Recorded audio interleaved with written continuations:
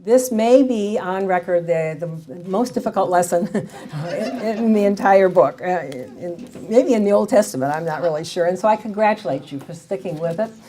I probably will not give you all the answers, but I hope that as I talk and you also remember the things that you have inputted yourself and from your friends in the group, that there will become a clearer picture of what God is intending to do, has done, and is doing, and is intending to do. Remember that chapters 10, 11, and 12 are really basically one package.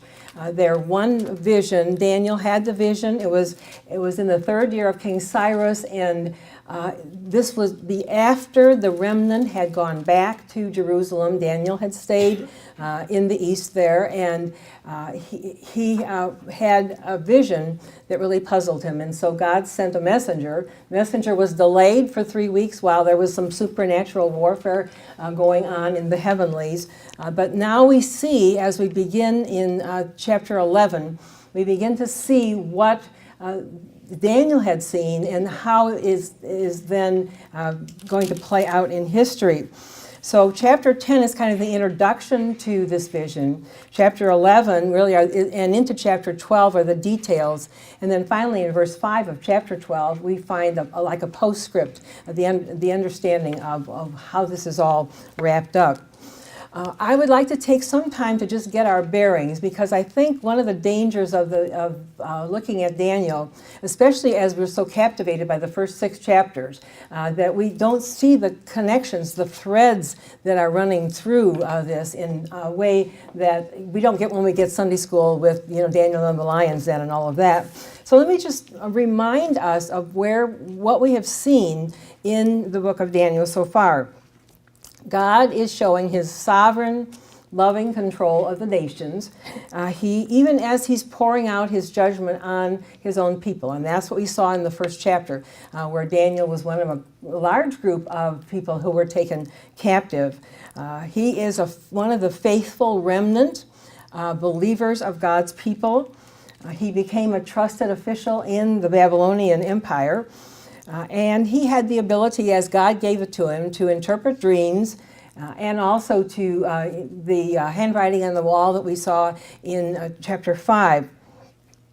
The narrative sections, chapters 1 through 6, really show God's faithfulness to people who stand for him. The 3 guys in the fiery furnace, Daniel refusing to eat the king's food, Daniel staying true to the interpretations of the dreams that the kings had with regard to that. These chapters 2 through 7, remember they're written in Aramaic, which was the people's language, the trade language, gives us the understanding that God meant for these truths to be understood about him and about how he works, even by the Gentile nations. But he then, in chapter 8, reverts back to writing. Daniel is writing in Hebrew, and that focuses on the fact that God is in chapters 8 through 12, really revealing history, not from the perspective of the Greek Empire or the Roman Empire or whatever, but from the perspective of what's happening to God's people, what he is doing with regard to that. And so that helps us, I think, get a little bit better grasp on this. These visions of the Gentile kingdoms, the vision that actually Nebuchadnezzar had in chapter 2, really carry through the book. If we start at chapter 7 or 8, we are clueless about how this actually, the big picture of this. So chapter 2 is critical to understanding what God is going to show even in these chapters that we're looking at now.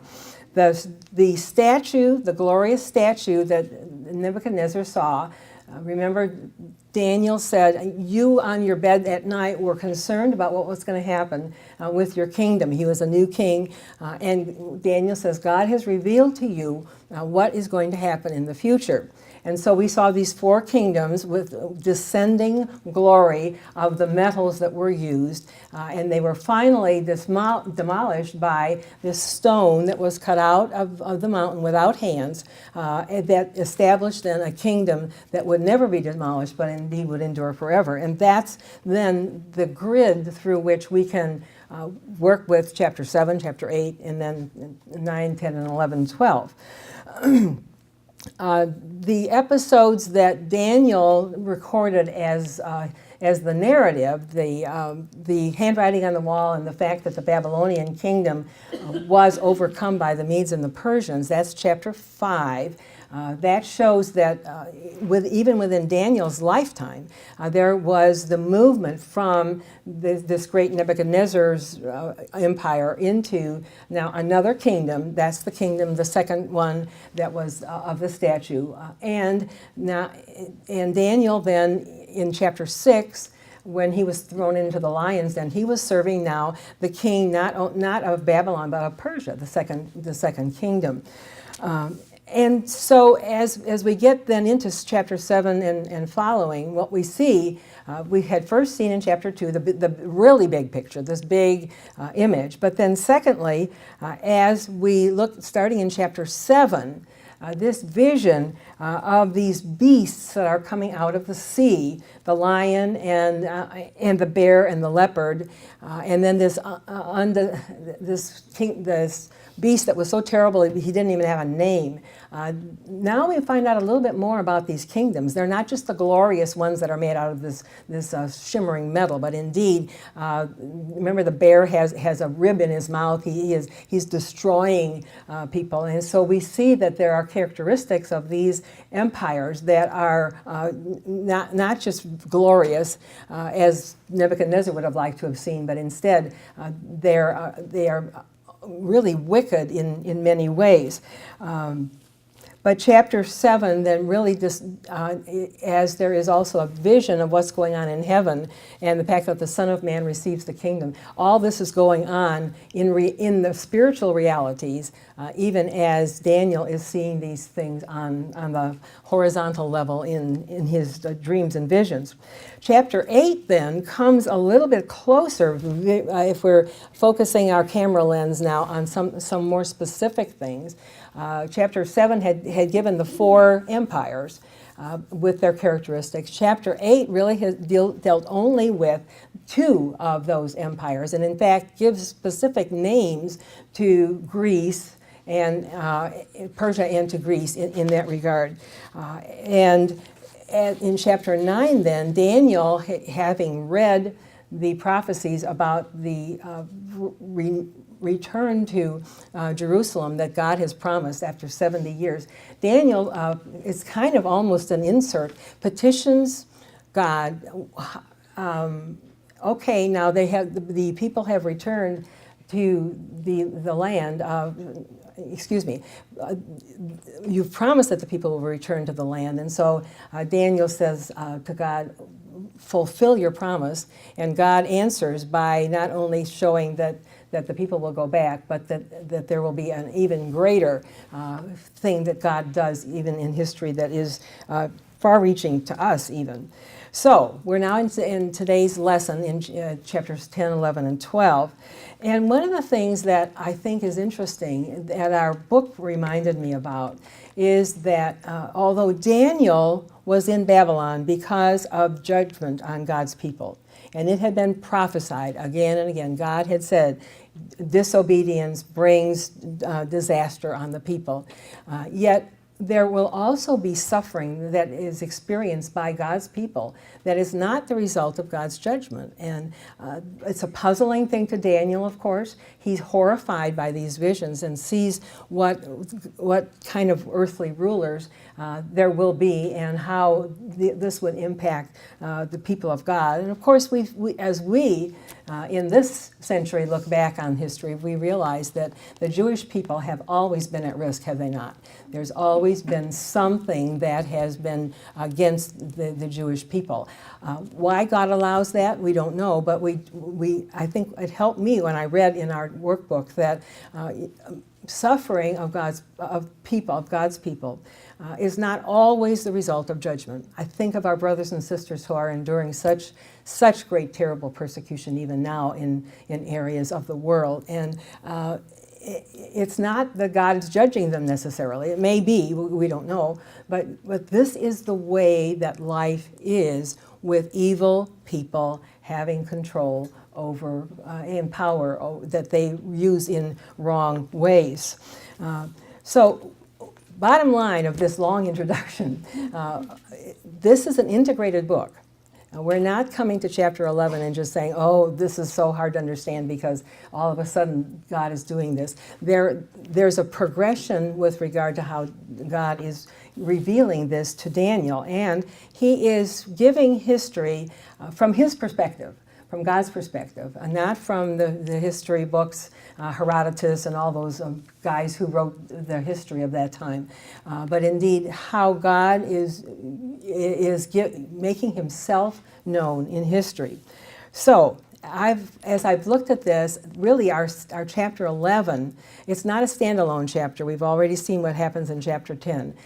But basically, starting in verse 2, we have 3 episodes. And so the first one really relays the history from Daniel's lifetime to the time of this Greek king that's called Antiochus Epiphanes, and that's verses 2 to 20. Then we hone in even closer on what has happened and what did happen with this one king, the career of this terrible king, Antiochus IV Epiphanes.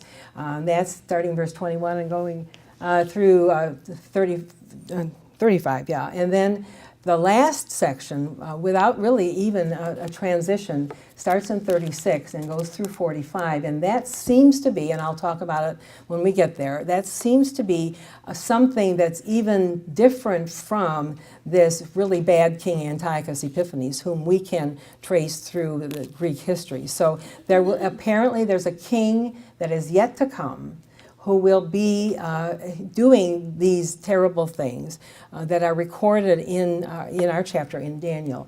And we will see as we get into chapter 12 a little bit more of the dimensions of this. It was kind of hard to stop at the end of chapter 11. But we're going to do it because next week we'll have time to work on this a little bit more. So first of all, let's look at this period of time from Daniel to Antiochus Epiphanes.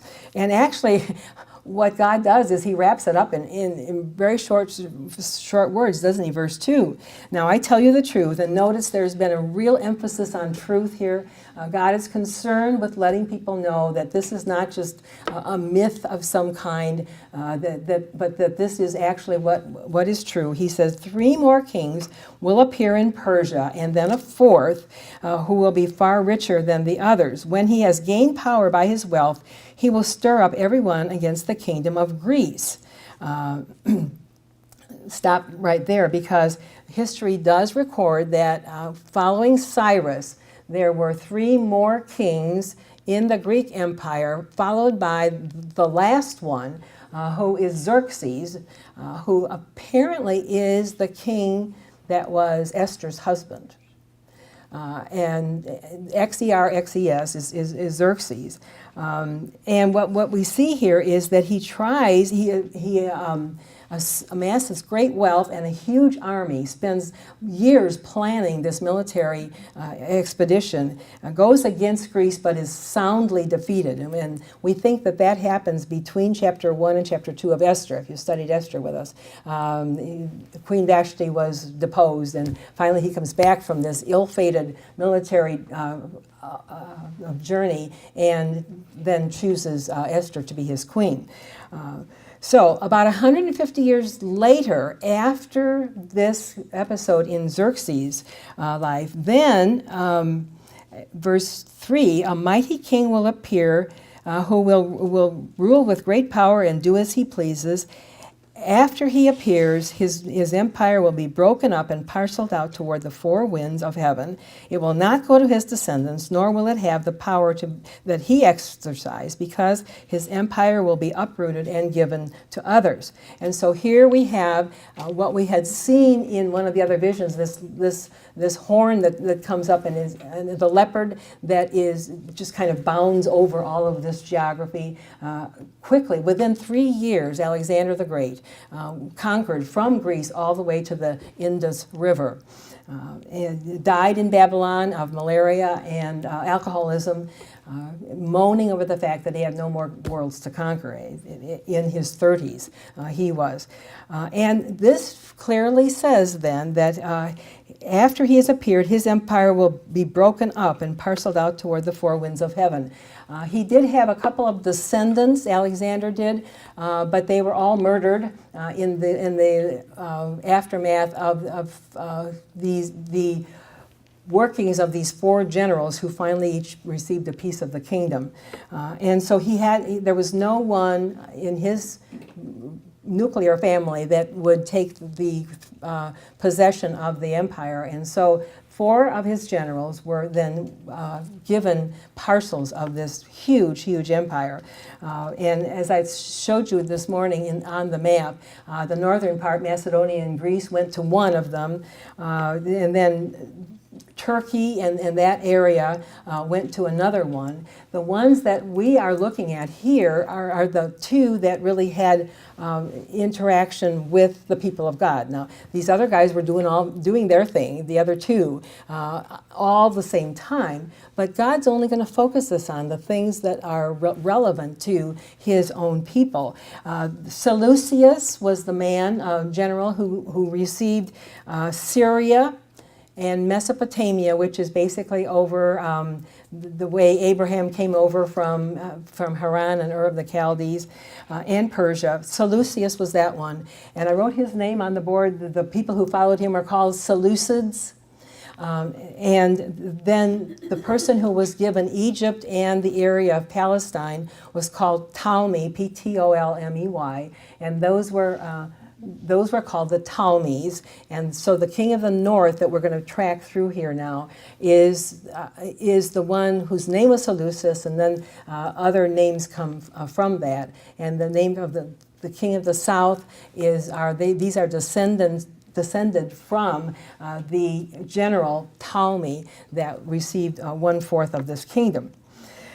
We see that there were continued wars between the North and the South, and you got kind of tired of that, didn't you, trying to figure out who was who and all of that. And it's kind of easy to just say, oh, okay, let's just get on to something we can really understand.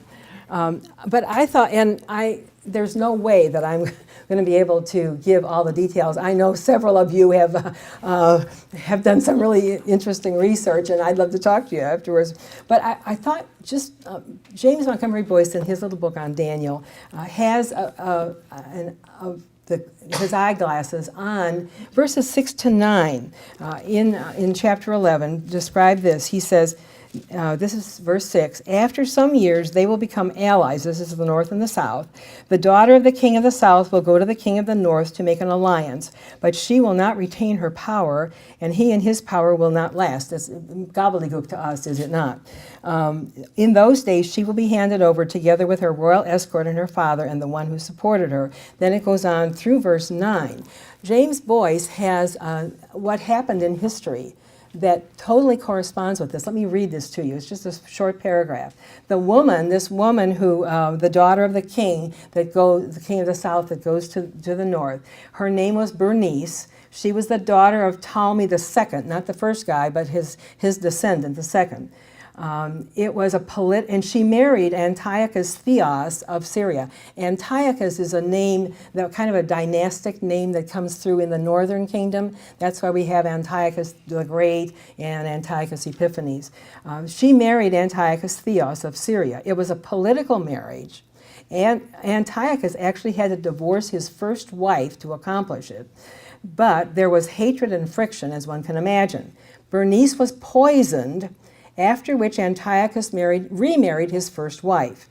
Then Bernice was avenged by her brother, another Ptolemy, who attacked Syria and looted its temples. That's what we have over here in verse 8, looted its temples. Josephus, who related this history, records that Ptolemy III returned to Egypt with 4,000 talents of gold, 40,000 talents of silver, 2,500 100 objects that had been in the cities and temples of the northern kingdom. This is what verse 8 describes. So we could, if we were able to take the time, put our finger in secular history on what is happening here. I'm not going to try to do that. It's way beyond my ability to do, but I do think it's helpful to have a credible record of how this book relates the truth.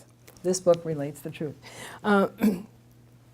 Going on in verses 11 through 13 record some of this toing and froing again of the armies. Verse 14, in those times many will rise against the king of the south. The violent men among your own people will rebel in fulfillment of the vision, but without success. Here's a teeny weeny part now that the Jewish people are playing. And apparently, one of the Greek kings, Philip from Macedonia, joined the Seleucid king, whose name was Antiochus III, 3 sticks after his name. And they all went against the king of Egypt, the Ptolemy king of Egypt. And apparently the Jewish people thought they might have some advantage by allying themselves with this northern king who seemed to be the one who would be the winner. But apparently, verse 14 says, the violent men among your own people will rebel in fulfillment of the vision, but without success. This uprising was quelled. Then the king of the north will come, and et cetera, et cetera.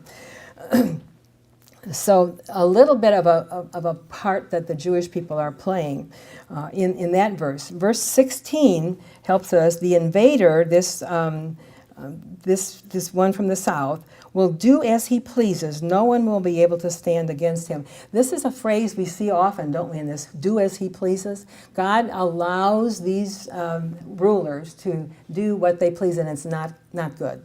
When we're told they do as they please, these are frightening words, are they not? Back to verse 16. 17. No, 16. He will establish himself in the beautiful land. You know what that is, with the capital B and L. This is, of course, this little strip of land that these armies kept tromping over all the time. He will establish himself in the beautiful land and will have power to destroy it. He will determine to come with the might of his entire kingdom and make an alliance with the king of the south, and he will give him a daughter in marriage in order to overthrow the kingdom, but his plans will not succeed or help him. He tried to establish, Antiochus III, the Seleucid king, tries to establish an alliance that then overcomes the Ptolemy king. But even with this marriage alliance, the whole thing failed, and so he goes back to his land as a one who had been defeated. In verse 19, after this he will turn back toward the fortresses of his own country, but will stumble and fall and be seen no more. He actually died, this King Antiochus III, Antiochus the Great, actually died a year later. So going on to verse 20 now, we see that there's a gap as far as where the kings are related. Verse 20 says, his successor, this Antiochus III, his successor will send out a tax collector to maintain the royal splendor. They had to do that. We remember the opulence of all of these palaces that we even saw in the book of Esther. In a few years, however, he will be destroyed, yet not in anger or in battle. So there was another king that came before we're getting into our second division. There's another king that is not named here, and he really, what history says is that, strangely enough, Rome was starting to give power. Now, Rome, of course, on Europe, would be coming toward the Greek land, and evidently this king had to pay tribute to the Romans to keep his equilibrium and keep his independence, so-called independence. And so what does he do? He taxes the people. And that's what we see here in verse 20. However, his reign does not last very long. And he is probably poisoned by the person that sent him out to collect the taxes. And so that is what he is destroyed not in anger or in battle. It was just something slipped in his drink, evidently, and it was not a duel, anything kind of that. So that now has moved us really into what we see now that is starting about 185 BC. I didn't check that date particularly, but Antiochus Epiphanes, the second division that we have here, his career, he's really given a lot more space than any of the other ones because he dealt so directly with the Jewish people.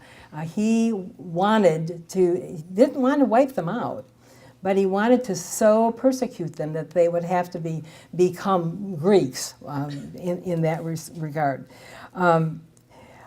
He is called in verse 21, he is called a contemptible person who has not been given the honor of royalty. He gets the kingdom by intrigue, a palace intrigue and a coup and all of that. And so he seizes it, as it says in verse 21, through intrigue. The people felt secure. They thought that the reign of this Seleucid king was keeping them safe, and yet that was not the case, because now rises this very, very villainous man. We call him Antiochus IV Epiphanes. That was a nickname that he gave himself, Epiphanes, which really means God manifest, or the illustrious one. He had kind of an ego problem. The Jews, because he was so terrible to them, called him not Epiphanes, but Epimanes, which means the madman, because he really dealt with them as a madman.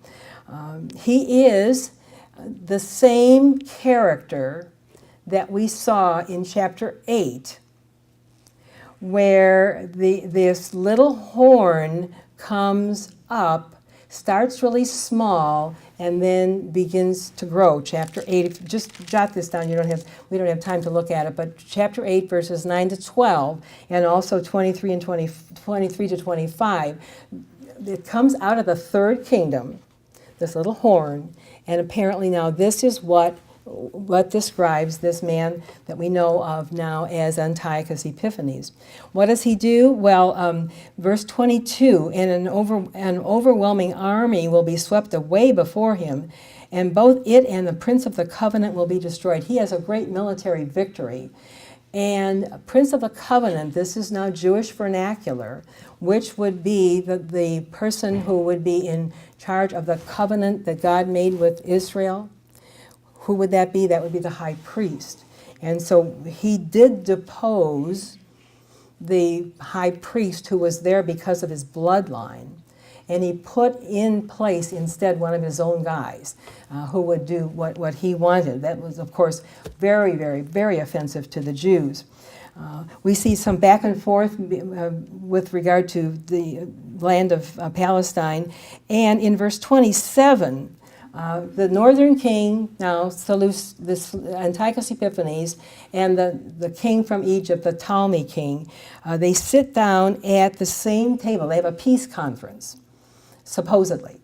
And yet there was evil in both of these men's minds, to the point that, of course, this peace conference did not work out. And in fact, Antiochus had to kind of walk away from this with his tail between his legs, which was not, of course, a fun thing for him. So the king of the north will return to his own country with great wealth. I'm in verse 28.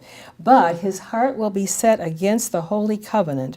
He will take action against it and then return to his own country.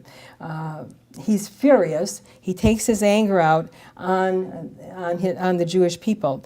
At the appointed time, verse 29, he will invade the south again, but this time the outcome will be different from what it was before. Ships of the western coastland will oppose him, and he will lose heart. He now, again, is defeated and loses face as well as heart. He will turn back, and here's again one of the key things that Daniel is given about his own people. He will turn back and vent his fury against the holy covenant. He will return and show favor to those who forsake the Holy Covenant. There were a number of Jewish people who did not remain faithful to God, Jehovah, and instead collaborated with this king. Some Jews, let's go ahead to verse 31. His armed forces will rise up and desecrate the temple fortress, will abolish the daily sacrifice. This is the same wording that we had if you're looking back at chapter 8 on how this guy was going to be acting. They will set up the abomination that causes desolation. And this, of course, is a notorious act by this Antiochus Epiphanes. He wanted to do something that was so bad to the Jewish people. And the worst thing he could think about that would desecrate their holy place would be to offer a sow on the altar where they were supposed to be offering the offerings to Jehovah. He set up, evidently, an image of Zeus, the Greek king of the gods, in the temple. And so it was just unthinkable for the Jewish people with regard to that. With flattery, verse 32, with flattery he will corrupt those who have violated the covenant, these people who said, well, let's just get along. But the people who know their God will firmly resist him. I hope you got to that question on your lesson where it says, look back at the buts. Because isn't it interesting to see how all these machinations, all these plans, they're successful to a point, but when God says enough, that's enough. And so here he has some people that go to his side, but the people who know their God will firmly resist him. This evidently refers to, first of all, the priest, the high priest who collaborated with Antiochus was called Menelaus. He was the one that Antiochus had put in this place. There was a priest in one of the suburban areas of kind of northwest of Jerusalem whose name was Mattathias. He refused to go along with this, the sacrifices that were now offered to the pagan instead of to Jehovah. And he and four of his four sons retreated into the hinterlands and began to have an uprising, a guerrilla uprising, that culminated in really the resetting up of the temple to Jehovah and the altar. The father's name was Mattathias. He had four sons. The son that took the leadership in this guerrilla warfare was called Judas Maccabeus. This is what we call the Maccabean rebellion. Maccabee refers to the hammer, and he just hammered things out. He was a very focused person. If you know music, you know that I think it's Beethoven has an oratorio on this story, and it's called the Oratorio of Judas Maccabeus with regard to that. But he succeeded then, Judas Maccabeus succeeded then in restoring the temple and reconsecrating it. And that's what happened on December 14th, 164 BC, which is what the Jews now celebrate as Hanukkah, the Feast of Lights. The lights were relit in the temple. It was glorious. And this was the culmination of the resistance against the Greek army. And by this time, by the 150s BC, Rome was beginning to move forward. And the Greek Empire was weakening with regard to that. What happened to Antiochus Epiphanes? He says, verse 33, those who are wise will instruct many, though for a time they will fall by the sword or be burned or captured or plundered. When they fall, they will receive a little help, and the men who are not sincere will join. Many who are not sincere will join them. Some of the wise will stumble. This is just kind of a summary statement of what happened during that time, so that they may be refined, purified, and made spotless. Evidently, what these defectors encountered and were engaged in was designed by God to purify them, to move them forward back to the truth. And the end will come, as it says in verse 35, at the appointed time. end of Antiochus Epiphanes with regard to that. So this now is a period of time in Jewish history that is ghastly.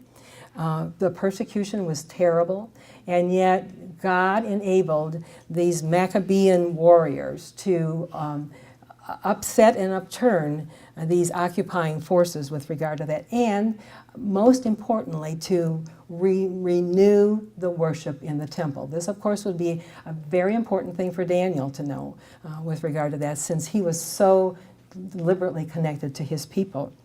Now, there's no segue, there's no transition between verse 35 and 36.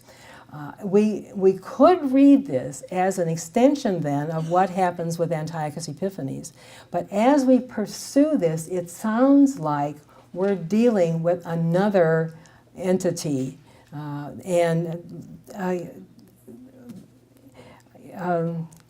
prophecy seems to jump to a time that is really even future to us.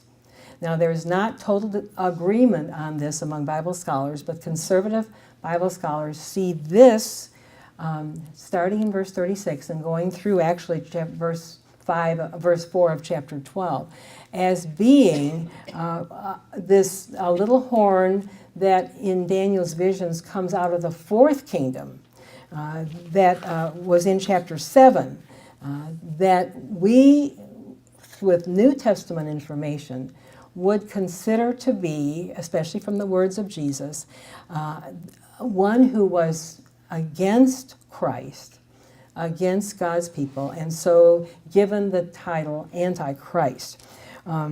We can track back the Antiochus Epiphanes section. We can track back even the Persian and Greek section. But there's nothing in history that we can actually pin, starting with verse 36 and going through chapter 12, verse 4 on. And in fact, by the time we get into 12, it appears that this is something that has never happened even yet. And this is what the Lord Jesus refers to in Matthew 24 as the time of the end times.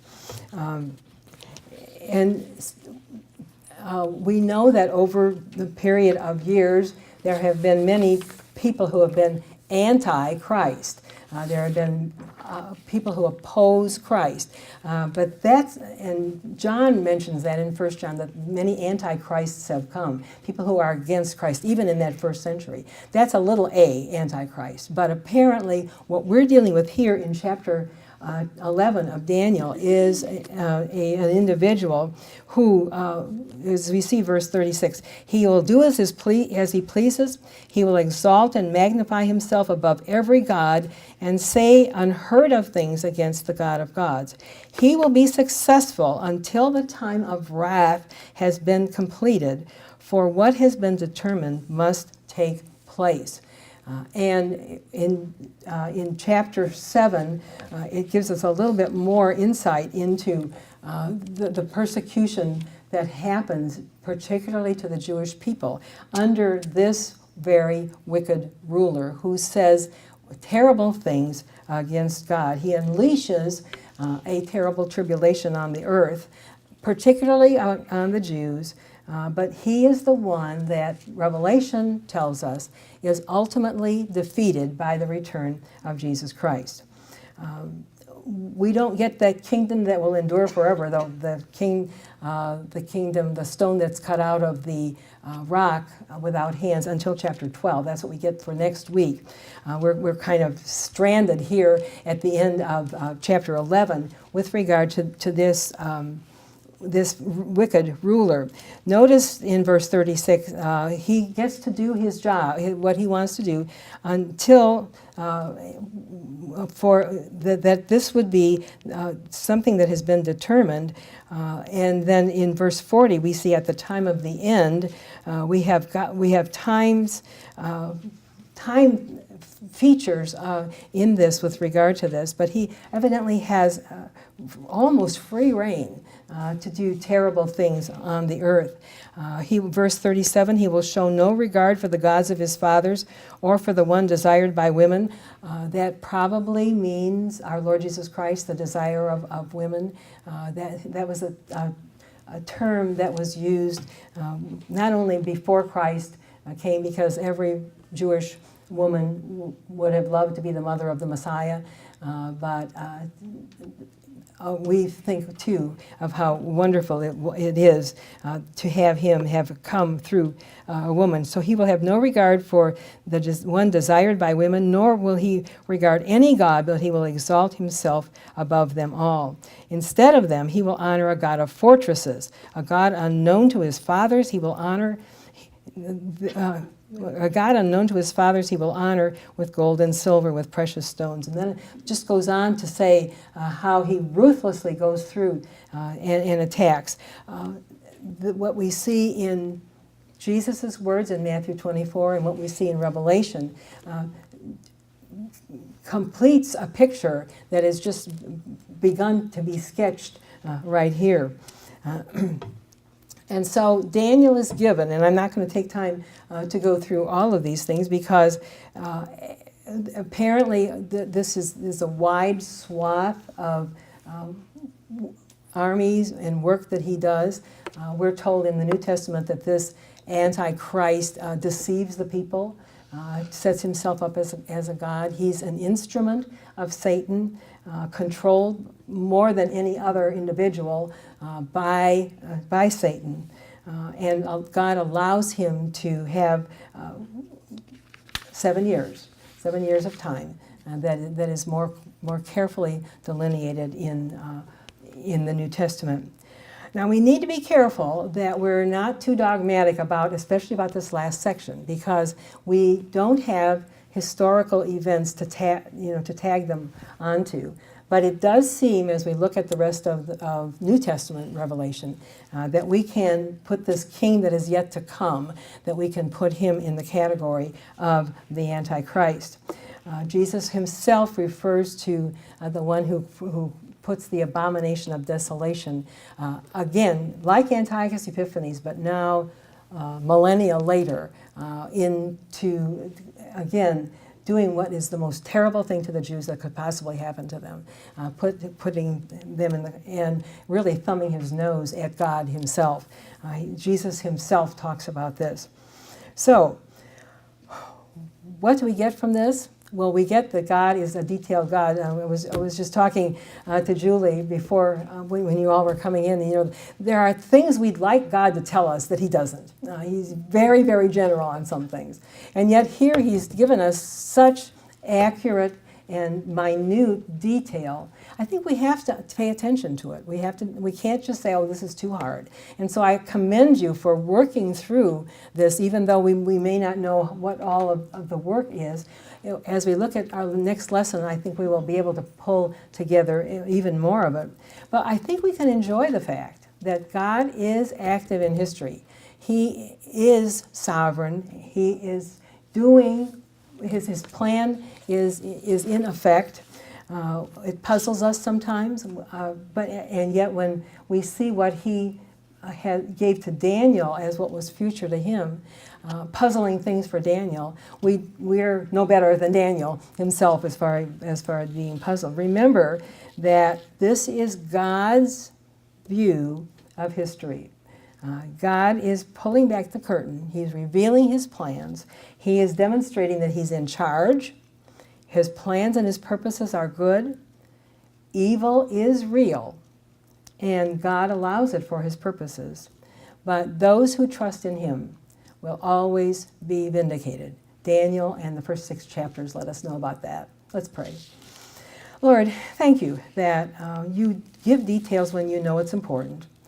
And as we look at this and compare secular history, we are encouraged. We are strengthened in our faith because we know that you don't say things in a frivolous or a foolish manner, but instead what you reveal is designed to strengthen our faith, to reveal yourself, to give from the pen of those who write your words, give what you know we need to know. And so I thank you for that. I thank you for these ladies who have come together with real desire to know you, and I thank you that as we do know you, we can trust you implicitly. In Jesus' name I pray, amen.